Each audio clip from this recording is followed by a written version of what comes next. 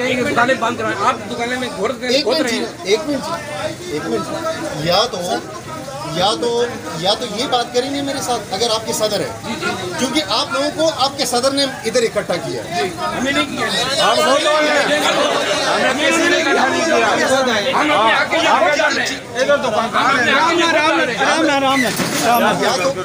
आप इनको सदर मानते हैं अपना? सर हम मानते नहीं, हमें नहीं कहा आवाज। अच्छा ठीक है, मैं अपनी बात वापस लेता हूँ। इन्होंने नहीं कहा, क्या आप इनको सदर मानते हैं? तो फिर सदर बात करें ना, इस तरह तो क्या बात? ठीक है, बाकी कोई बंदा कर ले, सदर साहब बात करते हैं आप। तो सदर साहब मेरे साथ बात लेकिन आपका भी ये सर करते हैं, ठीक नहीं है कि आप 10 ही दुकानों में घुस रहे हैं और ये कर रहे हैं। चलो ठीक है, एक मिनट सर, ये जो बातें लोग कर रहे हैं ये अंदर लोग बाहर निकाल रहे हैं, बोल रहे हैं। एक मिनट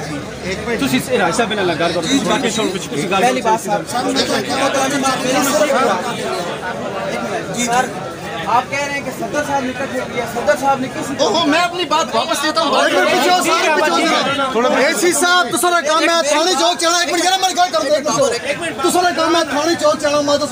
मैं ना सारा का सारे बंद करूँ बाजार, लेकिन सब तुम आने अपनी मर्जी करना, एक सारा मकसद से बंद करो।